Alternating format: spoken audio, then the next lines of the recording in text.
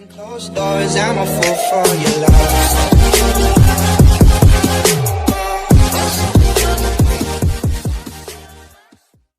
Hello students, welcome to my YouTube channel. आप लोग पिछले वीडियो में क्वेश्चन नंबर 1 और 2 देखे थे। क्वेश्चन नंबर 3, 4 और 5 कुछ उतना हार्ड नहीं है, बहुत सिंपल है और उसके बेस पे एग्जाम्पल्स क्वेश्चन बने हुए हैं। उसके बेस पे आप एग्जाम्पल्स क्वेश्चन को देख करके उस क्वेश्चन को भी आसानी से बना सकते हैं। फिर भी बहुत सारे अगर कुछ बच्चों को दिक्कत होगा उस क्वेश्चन को बनाने में, तो उसको आप कमेंट में लिख दीजिएगा, कमेंट कर दीजिएगा कि हाँ उस वीडियो में प्रॉब्लम है या उस क्वेश्चन में प्रॉब्लम है, उसको फिर से बना दिया जाएगा। अभी हम लोग क्वेश्चन नंबर 6 देखेंगे, चलिए उसको देखते हैं। क्वेश्चन नंबर 6 है, if angle A and angle B are acute angles such that cos A equal to cos B, then show that angle A equal to angle B। Question पहले समझिए क्या है कि किसी ट्रायंगल के एक्यूट एंगल्स एंगल A और angle B हैं, तो इस तरीके से है कि cos A equal to cos B दिया हुआ है, ये गिवन है। तो आपको शो करना है कि angle A equal to angle B आपस में इक्वल है। हम लोग ये ट्रिगोनोमेट्री चैप्टर पढ़ रहे हैं, तो जितने भी क्वेश्चन सॉल्व करेंगे वो सारे क्वेश्चन ट्रायंगल के बेस पे होंगे और वो ट्रायंगल एक राइट ट्रायंगल होगा। इस चीज का हम लोग ध्यान रखेंगे। तो सबसे पहले मैं एक राइट ट्रायंगल कंस्ट्रक्ट कर रहा हूं, इसको ध्यान से देखिएगा। यहां पे मैं इसको एंगल A और इसको एंगल B बना रहा हूं, ठीक है। क्यों इसको एंगल A और इसको एंगल B क्यों सेलेक्ट कर रहा हूं? यहां पे देखिएगा, एंगल A और angle B are acute angles दिया हुआ है। एक्यूट एंगल वैसे एंगल्स होते हैं जो 90 डिग्री से लेस देन होता है और 0 डिग्री या 0 डिग्री से ग्रेटर देन होता है। तो यहां पे आपको पता है कि ये जो एंगल होगा हमेशा 90 डिग्री होगा। तो 90 डिग्री से छोटे वाले एंगल को ही हम एक्यूट बोलते हैं। इसलिए A और B को कहीं भी, यहाँ A रखें, यहाँ पे B, या यहाँ पे A रखें तो यहाँ पे B, किसी को भी A B मान सकते हैं, ठीक है। तो बचा हुआ कौन सा? C हम राइट ट्रायंगल पे बना देंगे।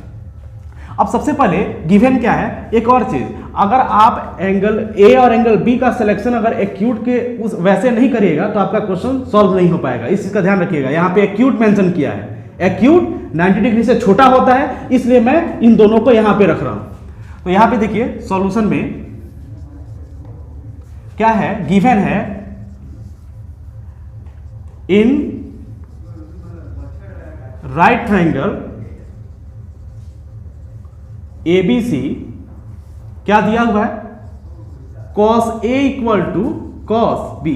यानी ट्रायंगल में एंगल A के लिए रेशियो cos का और एंगल B के लिए cos का जो रेशियो है वो आपस में क्या है, इक्वल है, दिया हुआ है। ये क्या है, गिवन है।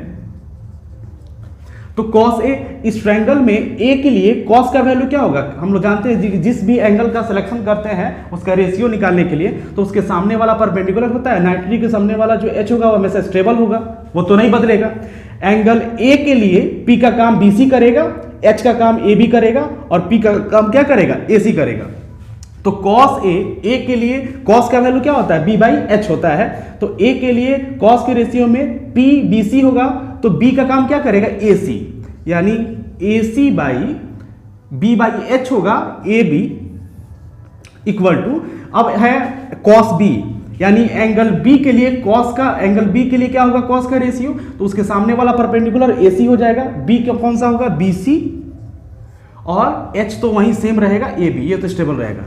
अब थोड़ा सा हम एक चीज ध्यान दीजिएगा, क्वेश्चन में AC हमारा नया टर्म क्या है, AC by AB equal to BC by AB। यहाँ पे देखिएगा डिनोमिनेटर जो AB है, दोनों साइड आपस में क्या है, कॉमन, तो इसको हम लोग क्या कर सकते हैं, कैंसिल कर सकते हैं। कैंसिल करिएगा तो हमारा नया टर्म क्या आ जाएगा, AC इक्वल टू BC। अब देखिएगा जो AC इक्वल टू BC आया, यानी AC ये वाला साइड और BC इस ट्रायंगल में, ABC राइट ट्रायंगल में AC और BC आपस में इक्वल है। आप पढ़े होइएगा किसी ट्रायंगल के, सपोज ABC ही एक ऐसा ट्रायंगल है जिसके दो साइड आपस में इक्वल होते हैं, तो ये कौन से ट्रायंगल होते हैं आप कमेंट करके बताइएगा। बहुत सारे बच्चों को तो ट्रायंगल कितने टाइप्स के होते हैं ये ही नहीं पता होता है। 10वीं में भी बहुत सारे बच्चों को नहीं आता है, बेसिक सब उनका गायब रहता है, भले ही वो पढ़ते हैं लेकिन बेसिक सब खत्म हो गया रहता है। तो आप कमेंट करिएगा कि ये कौन सा ट्रायंगल है, और पर ये भी कमेंट में बताइएगा कि ट्रायंगल कितने टाइप्स के होते हैं और कौन कौन से बेस पे होते हैं। ऐसे मैं क्वेश्चन तो सॉल्व कर रहा हूं तो बताना पड़ेगा, इस बाकी सब आपको बताना होगा, कमेंट में जरूर बताइएगा। ट्रायंगल एबीसी में अगर दो साइड आपस में इक्वल है तो ये होगा आइसोसील्स ट्रायंगल। कौन से?